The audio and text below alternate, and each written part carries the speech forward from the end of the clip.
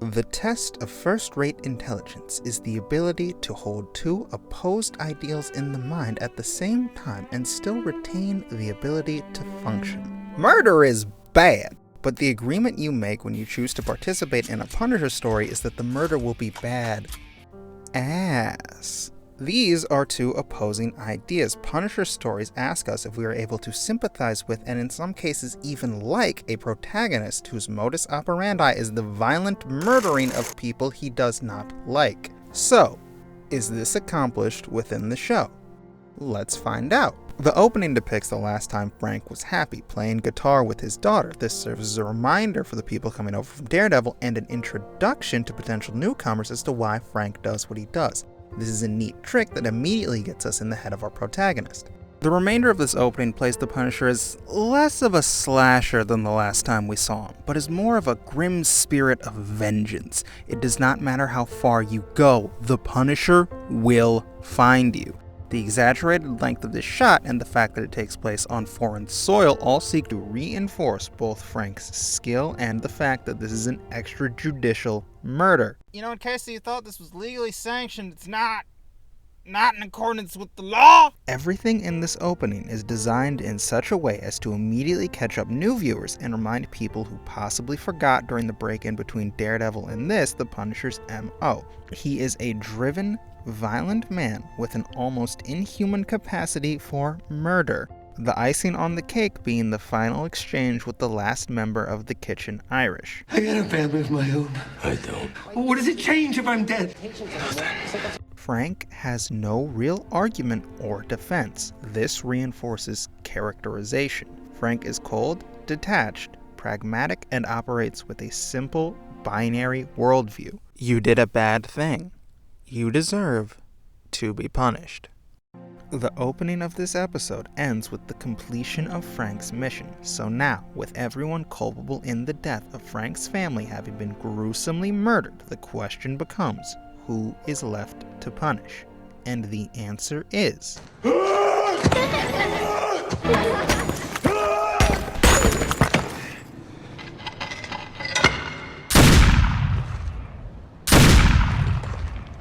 You did a bad thing. You deserve to be punished. Punisher, more like penancing, penance man. Because he's punishing himself. Do you get it? I unironically love this detail. At Frank's 9 to 5, we're introduced to Good Boy Donnie and a slew of other co-workers who lovingly refer to Frank as the Gimp. You know, in case the masochism thing was a little too obvious. Who needs subtlety? It's a Punisher story. Brute force is built into the spinal column. One of the things that stuck out to me on this rewatch is that people suck, which is nothing new for the Netflix shows. They've shown us human traffickers, death cultists, kingpins of criminal organizations. This fucking guy. Or maybe you're in the market for something younger. She's barely 12. Guaranteed. But people in this show suck in a more real-world sense. Utah loves their hammer. A lot of people will give their left tit for this job. I guess you tick a lot of boxes because they didn't want the poster girl embarrassing them. Nucci Shylock. That is a new slur. I didn't know. You're teaching me slurs in real time, sir. Stop. Bad. My point being is that I don't think you know a lot of Russian mob twins, but you've probably met someone like this, and I'm also willing to bet you've had a violent impulse towards that person. This is a neat trick because A, there is less of an internal conflict in an audience to root for a protagonist who is a murderer when they are murdering shitty people, gets us on Frank's side, and B, on a subtle level, can help put us in the mind of Frank Castle. Frank has a violent compulsion for concussive outbursts, an impulse we can better understand if we're reminded in people of our everyday lives who we may or may not have allegedly thought of hitting in the head with a shovel. Love the detail of seeing the scars on Frank's hand before he goes to grab the sandwich. That's some real Last Action Hero shit! Look at this lonely apartment, barren and without decorations.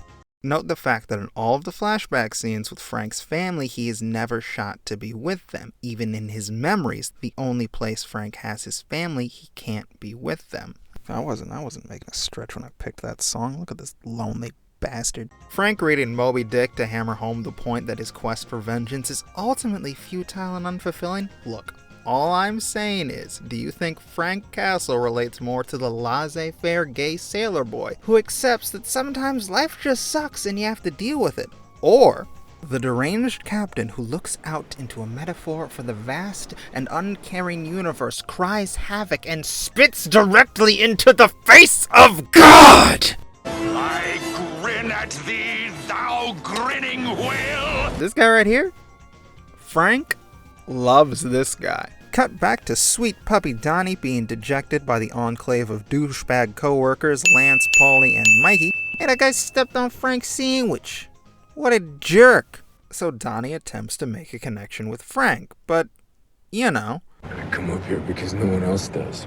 The purpose of this scene is to endear Donnie both to Frank Castle and to us, the audience. He talks about the ways in which life has been cruel and unfair to him, which has the effect of making him feel like a real person. Also, he shares some of his lunch with Frank. Look at that. What a sweet kid. What a good boy. What a good sweet lad. But despite this gesture of goodwill, Frank still can't make a connection.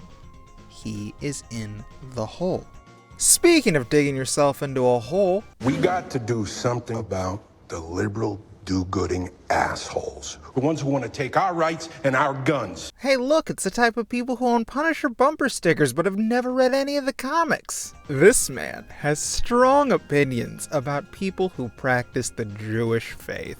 There is a lot of heavy lifting in this scene in terms of introducing us to characters who will become important as the series goes on. The pre-aforementioned O'Connor is pretty straightforward. This guy mythologizes Waco and David Koresh while never acknowledging the ways in which that guy was a total scumbag. Lewis, a young veteran coming home and finding out that the world does not operate the way he was raised to believe it should. Struggling with feelings of disillusion and abandonment. And then there's Kurt, the one running this veterans therapy group, one of the few former friends Frank Castle has left. Kurt is kind-hearted and altruistic, seemingly running this group by himself, but he also makes it abundantly clear that he would have helped Frank on his crusade. Kurt has his own scars, but deals with them with a sense of humor. He immediately feels like a multi-layered person. Oh, is there anything else I forgot to bring up? Oh yeah, he says this? Nobody is happy just to look at themselves in the mirror, see themselves. This just might be the single most important line of the series, but we'll have to wait into a further installment of this show for me to explain why in proper context. Kurt is the character who gets it. Pay attention to everything he says, for he is correct. Hey look, more character introductions!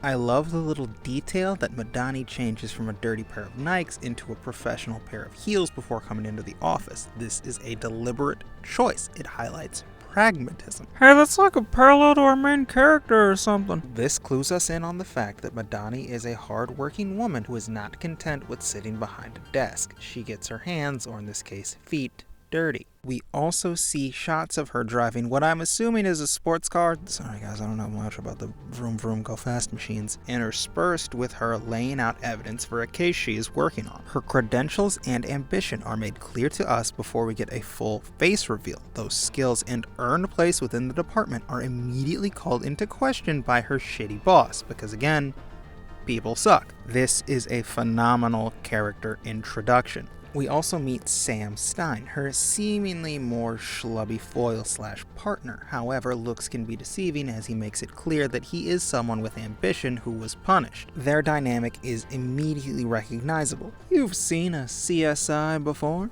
Frank has another flashback, but this time solely about his wife, the significance of which I will have to cover in a future episode. But for now, it is important to note Frank does not share the screen with his wife, further illustrating that Frank is detached and alone. We catch up with Donnie, desperate for a place to belong, finally having convinced Lance, Paulie, and Mikey to let him tag along on their guys' night out, and this is where Lance's anger with Frank is put into perspective. Lance is in debt to loan sharks, and Frank working overtime pro bono cuts into potential money that Lance could have. It's humanizing. Even shitty people are people. Donnie also fronts the bill, spending money he probably doesn't have to waste. We understand that these characters are in desperate situations, and desperate people make desperate decisions. But don't worry about that scary nuance. Lance is back to being a grade A shit dolphin real quick. Frank overhears Lance and Polly discussing their plans to rob a local crime family. From a screenwriting perspective, this scene is here so that Frank has full context for understanding what is happening during the climax of this episode. It is also here so that Lance can return to being a grease-covered trash can filled with stiff socks. Stiff 'cause of jizz. That hammer's gonna find a new home up your ass. This scene is foreboding because we know what Frank can do with that hammer, and it comes right after humanizing Lance. Tension is derived from whether or not our main character will act. It makes us question if we want that murder. The tension builds until something random and cruel happens.